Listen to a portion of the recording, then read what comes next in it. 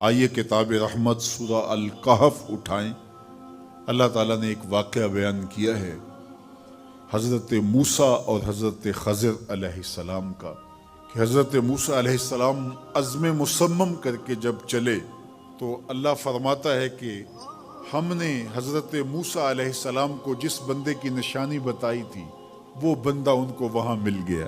سفید چادر اوڑے حضرت خضر علیہ السلام وہاں لیٹے ہوئے تھے، تو یہ جا کے ان کے پاس کھڑے ہو گئے کہ حضرت میں آپ کی خدمت میں اس لیے آیا ہوں کہ اللہ نے آپ کو جو خصوصی علم عطا کیے ہیں میں ان کو سیکھنے کی غرض سے آپ کی چوکھٹ پہ آیا ہوں۔ کہا تم میرے ساتھ صبر نہیں کر پاؤ گے، معاملے مشکل ہیں، سفر دشوار ہے، منزل کٹھن ہے، اور میرے معاملات ایسے ہیں کہ تم اعتراض کرو گے اس کے بغیر تم رہ نہیں سکتے۔ حضرت موسیٰ علیہ السلام نے کہا اگر اللہ نے چاہا تو آپ دیکھیں گے میں صبر کروں گا اور آپ کے کسی حکم کی کسی کام کی میں نافرمانی نہیں کروں گا، کسی کام کا انکار نہیں کروں گا۔ کہا کہ اچھا شرط یہ ہے کہ جو میں کروں اس پر تم اعتراض نہیں کرو گے، سوال نہیں کرو گے، یہاں تک کہ میں خود ہی نہ بتاؤں۔ تو کہا کہ یہ شرط ٹھہری، میں کوئی بات نہیں کروں گا۔ فانطلقا، دونوں چل پڑے، دریا کے پار جانا تھا۔ جو کشتی کا مالک تھا، کشتی بان تھا، وہ حضرت خضر علیہ السلام کو جانتا تھا تو اس نے کرایہ بھی نہیں لیا، لیکن جب کشتی پر سوار ہوئے تو عصا مار کے حضرت خضر علیہ السلام نے کشتی کا ایک پھٹا توڑ دیا۔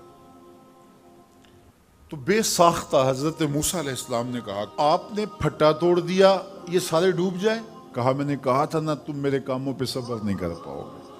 تو حضرت موسیٰ کو یاد آیا، کہا میں بھول گیا تھا، اس پر مواخذہ نہ کیجیے۔ پھر دونوں چل پڑے، بچے کھیل رہے تھے، ایک خوبصورت لڑکا وہ بھی بچوں میں کھیل رہا تھا۔ حضرت خضر آگے بڑھے اور اس کی گردن مروڑ دی، اس کو قتل کر دیا۔ صاحب شریعت تھے حضرت موسیٰ علیہ السلام، نہ رہ سکے، پھر بول پڑے ایک جان کو بغیر کسی جان کے بدلے میں قتل کر دیا، اس نے گوایا کیا تھا ہمارا؟ آپ نے بہت ہی جو ہے وہ غلط کام کیا، یہ کام اچھا نہیں کیا آپ نے۔ کہا میں نے کہا نہیں تھا کہ تم میرے ساتھ صبر نہیں کر پاؤ گے۔ کہا ایک موقع اور دے دیجئے، اب اگر میں نے کوئی اعتراض اٹھایا تو پھر دوبارہ مجھے آپ اپنی صحبت میں نہ رکھیے، عذر تمام ہو جائے گا۔ پھر دونوں چل پڑے، یہاں تک کہ ایک بستی میں دونوں آئے تو آپ نے بستی والوں سے کہا کہ ہم مہمان ہیں، آپ ہماری مہمان نوازی کیجیے، کھانا کھلائیے۔ تو انہوں نے انکار کر دیا، کہا کہ ہم تو آپ کو بلایا نہیں ہے، آپ خود آئے ہیں، آپ اپنے کھانے کا خود انتظام کیجیے۔ گزر رہے تھے گلی سے تو ایک دیوار گرنا چاہ رہی تھی، تو جلدی سے اس دیوار کو مرمت کر دیا۔ کہا حضرت ہم اگر چاہتے تو اس پہ اجر لے سکتے تھے، انہوں نے ہمیں کھانا تک نہیں دیا اور ہم ان کی دیواریں سیدھی کر رہے ہیں۔ کہا اب تمہاری میری جدائی ہو گئی، تم نے یہ بھی اعتراض کر دیا۔ تو انہیں یاد آیا کہ وہ یہ بھی اعتراض ہو گیا، اب میں تمہیں بتاتا ہوں کہ یہ 3 کام میں نے کیوں کیے۔ اللہ اکبر۔ اب سنیے، قرآن ہمیں بتاتا ہے کہ ظاہری علم بھی ہوتا ہے لیکن کوئی باطنی علم بھی ہوتا ہے۔ کہا وہ پہلی بات کشتی والی سنو، یہ 2 مسکین بچوں کی کشتی تھی، ان کے گھر کا چولہا اس کی کمائی سے جلتا تھا۔ دریا کنارے کنارے ایک ظالم بادشاہ رہا تھا جو لوگوں کی کشتیاں چھین رہا تھا۔ ہم نے تھوڑا سا عیب لگا دیا، وہ ٹوٹی کشتی چھوڑ کے چلا گیا۔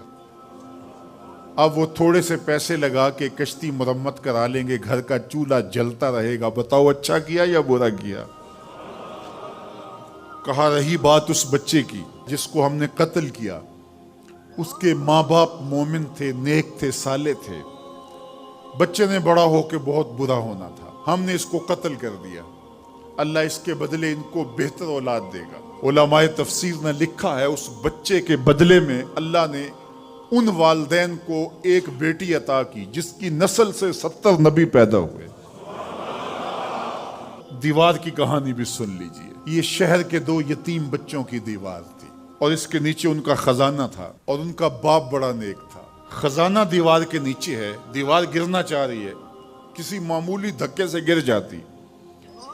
2 ہی صورتیں تھیں، یا وہ بچے خود اپنا खजाना उठा लेते या लोग उठा के ले जाते। लोग उठा के ले जाते फिर भी हाथ में कुछ ना आया, और अगर वो खुद उठा लेते तो बच्चे हैं, बचपने की वजह से वो उसको उड़ा देते।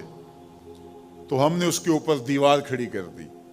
जब तक वो इस काबिल नहीं हो जाते कि ये खजाना निकाल के उसको सही मसरफ पे लगा सकें, उतनी देर तक दीवार गिरेगी नहीं। अल्लाह अकबर, वो किसी वजह से दीवार कायम रहेगी। और जब वो उस उम्र को पहुंच जाएंगे जिस उम्र में वो इस खजाने को संभाल सकेंगे, तो फिर दीवार खुद ब खुद गिर जाएगी और ये खजाना निकाल करके अपने काम पे ले आएंगे। मैं जब पहली मर्तबा इसको जो है वो गौर के साथ तिलावत किया तो मुझे ये लगा कि इसका इंतिबाक पाकिस्तान के हालात पे भी हो सकता है, इसलिए कि ये भी यतीमों का सरमाया है। कितने यतीम रोते बिलखते रह गए और उनके सर से जो है वो साए उठ गए इस वतन के लिए। लेकिन मेरे मालिक ने इस मुल्क के खजानों पर गहरे पहाड़ और बड़ी बड़ी दीवारें खड़ी कर दी हैं। जब तक ये कौम बलूगत तक नहीं पहुंचेगी उतनी देर तक वो खजाने जाहिर नहीं होंगे। और जब ये कौम अपनी बलूगत तक पहुंचेगी, शऊरी बलूगत, फिक्री बलूगत, इल्मी बलूगत, और रब से जो वादा किया था पाकिस्तान का मतलब क्या, ला इलाहा इल्लल्लाह, जब उस बलूगत तक ये पहुंच जाएगी, उस वादे की तकमील होगी, फिर रब दीवार हटा देगा और पाकिस्तान को अल्लाह इतने खजाने देगा और पाकिस्तान ऐसा माला माल होगा दुनिया देखने आएगी इंशाअल्लाह। इसलिए रब ने दीवारें बना के रखी। तुम्हारा बाप मोइनुद्दीन चिश्ती बड़ा नेक था, तुम्हारा बाप दाता गंज बख्श अली हजवेरी बड़ा नेक था, तुम्हारा बाप हजरत मुजद्दिद अल्फे सानी बड़ा नेक था। उनकी वजह से मैं दीवारें खड़ी कर रहा हूं और मजबूत हिसार लगा रहा हूं तुम्हारे खजानों पर। और वो वक्त आएगा जब तुम बलूगत की उम्र को पहुंचोगे, दीवारें हट जाएगी और तुम्हारा वतन जमाने पे महकते फूल की तरह और चमकते सितारों की तरह और रोशन आफताब की तरह चमकता और महकता दिखाई देगा और जमाना पाकिस्तान देखने आएगा। पाकिस्तान दुनिया की क़यादत करेगा इंशाअल्लाह।